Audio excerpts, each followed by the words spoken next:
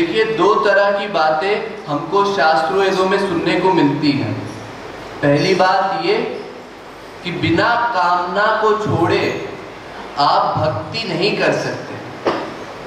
दूसरी बात ये कि बिना भक्ति किए कामनाएं नहीं जाएंगी। ये दोनों ही बातें हमको सुनने पे तो ठीक लगती हैं।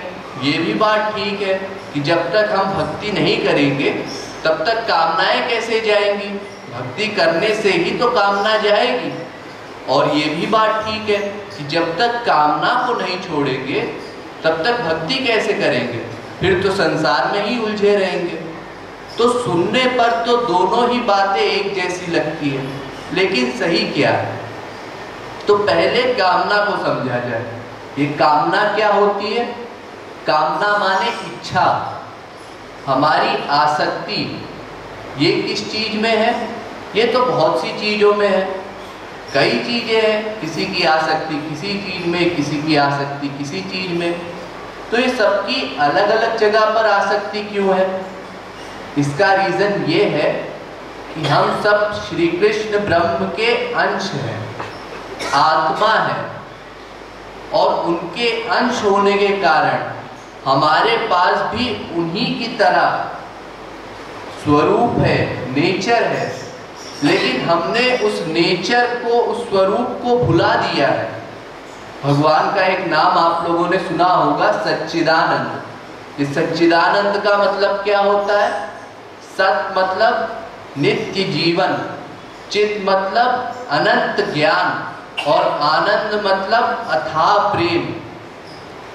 तो ये तीन गुण ये भगवान के हैं, और भगवान के अंश होने के कारण हम भी यही तीन चीजें चाहते हैं।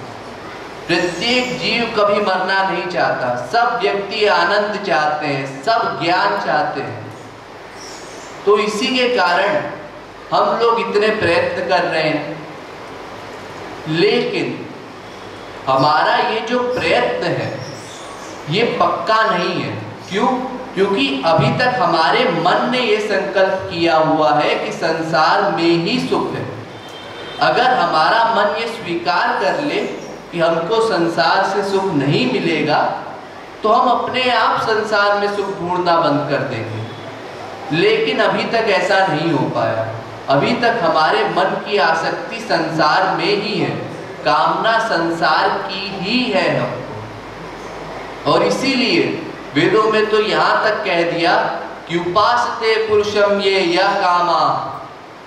कामना को पहले आपको छोड़ना पड़ेगा, और उपासते पुरुषम ये, उसकी उपासना करनी पड़ेगी, तब काम बनेगा। यदा सर्वे प्रमुच्यन्ते कामा ये हृदि स्थिता अथ मृत्योर्मृतो भवत्यत्र ब्रह्म समश्नुते कामानां हृदि संरोहम भवतस्तु ऋणे वरम। प्रहलाद ने भी भगवान से वरदान मांगा, महाराज ये कामना समाप्त कर दीजिए। ये कामना ही सारे दुख की जननी है। जहां कामना उत्पन्न हुई तो फिर उसके बाद वो या तो पूरी होगी और या तो नहीं पूरी होगी। अगर कामना पूरी हो गई तो फिर लोभ उत्पन्न होगा, नहीं पूरी हुई तो क्रोध उत्पन्न होगा, और फिर उसके बाद ईर्ष्या, द्वेष, मदमान, पाखंड इत्यादि सारे उसके परिवार वाले आ जाएंगे। तो कामना बहुत डेंजरस है। संगाल संजायते कामा कामात् क्रोधो विजायते, गीता भी कहती है। तो इस कामना को कैसे समाप्त किया जाए? ये कामना समाप्त नहीं होने वाली, तो फिर क्या करें? क्या कामना के रहते भक्ति हो सकती है, या जब कामना को छोड़ देंगे तभी भक्ति संभव है? बस इसी में सारा खेल है। तो अच्छा जी, इसको और अच्छे से समझ लिया जाए। ये जो आपकी कामना है ये समाप्त नहीं होने वाली है। कैसे नहीं समाप्त होगी जी? ये आंख है आपकी, आप इस आंख से देखते हैं। जब तक ये आंख रहेगी तब तक आप देखेंगे। आप इस पर कंट्रोल भले ही कर लें, लेकिन फिर भी मन पर कंट्रोल नहीं हो सकता। गीता में कहा भगवान ने, असंशयम ही महाबाहो। अर्जुन तो ठीक कहता है, ये मन पर कोई कंट्रोल नहीं कर सकता। लेकिन फिर कोई करे क्या, कहाँ बचे। हमारा तो दोनों तरफ संकट है, क्योंकि अगर अध्यात्म नहीं हुआ हमारा ठीक ठीक तो फिर संसार भी गड़बड़, अध्यात्म भी गड़बड़, ना खुदा ही मिले, ना नवाजे सनम, ना इधर के रहे ना उधर के सनम। तो इसलिए कुछ ना कुछ तो पक्का करना पड़ेगा ना, या तो संसार ही ठीक ठीक हो या अध्यात्म ही ठीक ठीक हो। तो फिर क्या किया जाए? इसका एक ही इलाज है, क्या? ये जो आपकी कामनाएं हैं इनको भगवान के प्रति मोड़ दिया जाए, और कोई इसका इलाज नहीं है। देखने की कामना है, हाँ देखने की कामना तो है, तो श्याम सुंदर को देखने की कामना बनाई जाए। सुनने की कामना है, हाँ सुनने की कामना भी है, तो फिर श्याम सुंदर की ध्वनि सुनने की कोशिश की जाए, उनकी मुरली सुनने की कोशिश की जाए। इस प्रकार से हमारी जितनी इंद्रियां हैं इनको भगवान के निमित्त लगाना होगा। लेकिन होता क्या है कि हम कोशिश तो करते हैं कि हाँ ऐसा हो जाए, ऐसा हो जाए, लेकिन ऐसा होता नहीं। तो फिर उसके लिए क्या निवारण है? भगवान ने कहा गीता में, दो मार्ग है, दो साधना है जो आपको करनी पड़ेगी। कौन सी? अभ्यासेन तु कौन्तेन वैराग्येन च गृह्णते। पहला अभ्यास करना है। ये संसार में जो मन आपका ऑलरेडी लगा हुआ है इसको वहां से हटाना है, क्योंकि देखिए संसार में आपको कभी सुख नहीं मिल सकता। संसार की किसी भी वस्तु में ना थोड़ा सुख है ना थोड़ा दुख है, ये अपने मानने बस का फेर है। हमने जिस चीज में सुख माना हमको उसमें सुख मिला, जब हमारा माना हुआ सुख हमको उसमें नहीं मिला तो उससे दुख मिलने लगा। हमने किसी को बोला अरे पानी लेके आना, इच्छा बनाई, कामना बनाई, वो पानी ले आया, कामना बढ़ गई। पानी नहीं लाया तो क्रोध आ गया, अरे देखो एक छोटा सा काम बोला था पानी भी नहीं ला पाए। तो ये कामना एक ऐसी आग है जिसमें जितना संसार देते जाएंगे उतना ये बढ़ती जाएंगी, और भगवत रूपी जल अगर डालेंगे तभी ये कामना शांत होने वाली है, इसका और कोई इलाज नहीं है। तो इसके लिए अभ्यासेन तु कौन्तेन वैराग्येन च गृह्णते, अपने मन को संसार से हटाने का अभ्यास, और इसी को वैराग्य कहते हैं। फिर उसके बाद मन आ गया, लेकिन मन एक सेकंड को भी शांत नहीं रह सकता। मन कहता है काम बताओ, हम संसार में अच्छा खासा लगे थे, अब तुम निकाल करके हमको सत्संग में लाए हो, यहाँ हमारा मन नहीं लग रहा, जल्दी काम बताओ। नहीं, फिर जाओ भगवान के पास। हमने फिर भगवान के पास भेजा, हम रूप ध्यान बना रहे हैं, श्याम सुंदर हमारे सामने ऐसे खड़े हैं और ऐसे हमारे गुरुवर आ रहे हैं, कुंज में सब साथ में टहल रहे हैं। फिर उसके बाद संसार में घूम गया, अरे इतने बज रहे हैं, क्या हमारे बच्चे के आने का टाइम हो गया, पति के आने का टाइम हो गया। फिर घबराना नहीं है, अरे ये सब क्या हो रहा है, हम तो अच्छा खासा रूप ध्यान बना रहे थे ठाकुर जी का, ये टाइम वाइम कहाँ से देखने लगे। घबराना नहीं है, क्योंकि देखिए आपने अनंत जन्मों में संसार का ही चिंतन किया है, तो इसलिए स्वाभाविक है कि अगर आप अनंत जन्मों से किसी चीज को बिगाड़ रहे हैं तो एक ही दिन में वो नहीं सुधर जाएगी, या 10 दिन में नहीं सुधर जाएगी। कभी भी आपको निराशा आए साधना करते समय तो इसका विचार कीजिए कि क्या हमने इतनी साधना की है जितना हमने समय संसार को दिया है।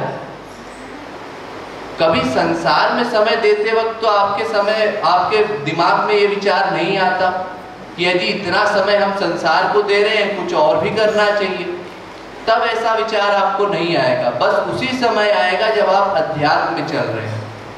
क्यों? क्योंकि चिंतन कमजोर है। बस ये चिंतन हमारा पक्का हो जाए कि हम आत्मा हैं, हम भगवान के अंश हैं, भगवान के दास हैं, अपने आप भगवान के पास भागेंगे, महापुरुषों के पास भागेंगे। क्योंकि ये तो सिद्धांत सीधा सा है कि जाते कछु निज स्वार्थ होई, तापर ममता करे सब कोई, और स्वार्थ साचु जीव कहे हाँ, मन क्रम वचन राम पद नेहा। यही हमारा वास्तविक स्वार्थ है, और कामना के जाने का और कोई इलाज नहीं है। राम भजन बिनु मिटहि न कामा, थल विहीन तरु कबहु की जामा। ये कामना ऐसे पीछा नहीं छोड़ेगी। जब भगवत भजन करेंगे, जब ठाकुर जी का रूप ध्यान करेंगे, दिव्य को ग्रहण करेंगे, तब जाकर के हमारी कामनाएं भी दिव्य के प्रति होने लगेंगी। हमको इतना करना है, बस संसार से हटा के भगवान में लगाना है। फिर हटावे घबराना नहीं है, फिर लगाना है, फिर हटाएगा, फिर लगाना है। इसी का अभ्यास करते रहना है निरंतर, और इसी से धीरे धीरे ये हमारा साधना जिसको बोलते हैं, ये साधन हम कर रहे हैं, मन लगाने की कोशिश कर रहे हैं। ये मन ही मेन पॉइंट है। बाकी आप इंद्रियों से वर्क करते रहें, उसका फल नहीं मिलेगा। तप तीरथ उपवास दान मख, जेहि जो रुचय करो सो, पायहि पै जानिबो करम फल, भरी भरी वेद परोसो, और नाहि नावत आन भरोसो। कितना भी आप तब समझा लें कि अरे हम तो गए थे, चारों धामों की यात्रा भी की और दिन भर सत्संग भी किया, लेकिन अगर मन नहीं लगाया भगवान में, यहाँ बैठ करके भी आपने अपना चिंतन पक्का नहीं किया, तो यहाँ आना भी आपका बेकार है। इसलिए चिंतन मेन होना चाहिए, ये विश्वास होना चाहिए कि हम आत्मा है। आज जो हम ये अपने शब्द स्पर्श रूप रस गंध का सुख ढूंढ रहे हैं, इससे हमारी तृप्ति नहीं होगी। हमारी तृप्ति भगवान को पाने से ही होगी। जब ये विचार पक्का हो जाएगा तो अपने आप हमारा मन सही दिशा में भागने लगेगा, अपने आप हम भगवान की ओर देखने लगेंगे। बस इसी का चिंतन पक्का करना है। लेकिन होता क्या है, हम इस प्रकार साधना तो करते हैं, फिर धीरे धीरे निराश भी होने लगते हैं। फिर यहाँ तक कि कई तो कितने अच्छे अच्छे साधक होते भी हैं, तो भी उनका हाल ऐसा होता है कि उनके गुरु न होने पर या एक सही गार्जियन के न होने पर फिर अहंकार करने लगते। अजी हमारे तो सब सात्विक भाव भी होने लगे, स्तंभ स्वेद रोमांच भी होने लगा, और हमको तो ठाकुर जी के दर्शन भी होते हैं, हम तो उनसे मिलते भी है, अब तो हम बिल्कुल महापुरुष हो। और फिर तमाम प्रभुवंडा करते हैं कि हमने भगवान को देख लिया, ऐसा हुआ तो वैसा हुआ। तो इससे क्या होगा, इससे जितनी आपकी सारी साधना है सब बर्बाद हो जाएगी, सब नष्ट हो जाएगी। फिर वो साधक कितना ही अच्छा साधक हो, भाव भक्ति पर जाकर के भी पतन हो जाता है। आप सब साधन भक्ति कर रहे हैं, कोशिश कर रहे हैं मन लगाने की। ये कोशिश करना माने साधना, और लगने लगना नेचुरल वो सिद्धि है। तो जब तक ठाकुर जी स्वयं आपके लिए ना आ जाए, तब तक ये एक क्षण को भी रियलाइज ना करिए कि अजी हमारी साधना तो हो चुकी, और न ही निराशा लाइए कि अजी हमने तो बहुत कोशिश की, हमसे नहीं होगा। अरे ऐसे कैसे नहीं होगा? अगर आप नहीं करेंगे तो क्या आपकी साधना कोई पड़ोसी करेगा? करना तो आप ही को पड़ेगा, चाहे जैसे करिए। मिलहि न रघुपति बिनु अनुरागा, ये जोग जप तप उपवासा। कितना ही कोशिश कर लीजिए, जब तक वो अंदर का प्रेम नहीं होगा, जब तक साधना आपकी ठीक नहीं होगी, तब तक भगवान नहीं मिलने वाले। और आपको दिव्यानंद गुरु ही देगा। ये ना सोचिए कि हम अकेले घर में बैठे रहेंगे और हमारा काम बन जाएगा। उसके लिए प्रयत्न करना पड़ेगा, जितना प्रयत्न संसार में हम लोग करते हैं। हमारे पास खाने को आटा नहीं है, रोटी नहीं है, कुछ ना कुछ कमाना पड़ेगा, कुछ ना कुछ करना पड़ेगा, तब तो हम खाएंगे कर। तो कैसे कोई भागता है? अपने आप उसी तरह से भागेंगे जब ये रियलाइज करेंगे कि हमने कितना कमाया है। अरे 2 घंटा हमने साधना की, 3 घंटा साधना की, बाकी के 21-22 घंटे तो हमने गंवाए हैं। तो जब उसका बही खाते में रजिस्टर में नोट किया जाएगा, तो पता चलेगा कि अरे हमने तो थोड़ा सा गवाया और थोड़ा सा कमाया और इतना सारा गवा दिया, तो क्या फायदा हमारी साधना का। इसलिए थोड़ा भी विचलित नहीं होना है और ना ही थोड़े भी अहंकार को लाने देना है। बस साधना करनी है अपनी, बस भक्ति करना है, और उसी से धीरे धीरे जब आप साधना करेंगे तो आपका अंतःकरण शुद्ध होगा, और फिर जैसे जैसे अंतःकरण शुद्ध होने लगेगा वैसे ही वैसे आपका कॉन्फिडेंस बढ़ने लगेगा। लेकिन उस समय अहंकार से बचना बहुत जरूरी है। और फिर अगर बचते बचते आप ठीक ठीक चलेंगे तो अधिकारी होने पर गुरु आपका फिर आपको दिव्यानंद दे देगा, और फिर वो दिव्यानंद पाने के बाद फिर वो कामनाएं जाएंगी। तो कंक्लूजन क्या निकला? कंक्लूजन ये निकला कि पूरी कामना चली जाएगी और आप फिर भक्ति करेंगे, ये बात बिल्कुल गलत है, क्योंकि कामनाएं कभी समाप्त नहीं होंगी। तो फिर क्या?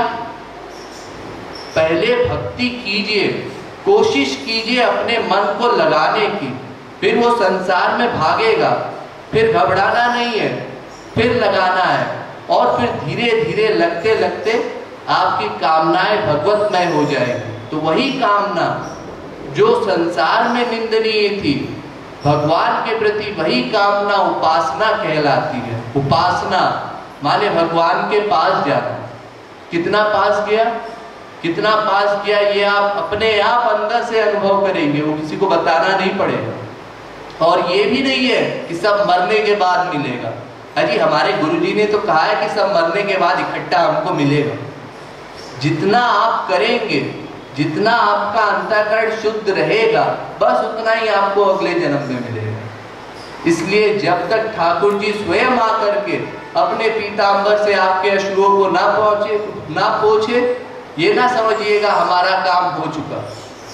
अंतम तो ही तजेंगे पामर, तू न तजही अब हीते, मन पछितई है अवसर बीते। इस प्रकार की भावना बनानी चाहिए कि अरे देखो कितना अवसर बीता जा रहा है हमारा, इतने साल मानव देह के हमने बिगाड़ दिए, कुछ साल बचे हैं, उसका हम सदुपयोग करें। ये ना सोचे कि जैसे लोग जब बूढ़े हो जाते हैं तो घर में बैठे रहते हैं, फिर अपने बच्चों को उपदेश देते हैं, अरे बेटा हमने तो अपनी जिंदगी बिता ली जैसे तैसे, अब हमारी जिंदगी के कुछ 5-10 साल बचे हैं और फिर उसके बाद हमारा वैकुंठ पक्का है। इस तरह का कॉन्फिडेंस ना आने पाए। पता नहीं को ही जानाति कस्य काले मृत्यु कालो भविष्यति, कौन जानता है किस समय हमारी मृत्यु हमारा इंतजार कर रही है। इसलिए हर क्षण का इंपॉर्टेंस रियलाइज करना चाहिए और हर क्षण में अपने मन को भगवान में लगाने का प्रयत्न करना चाहिए।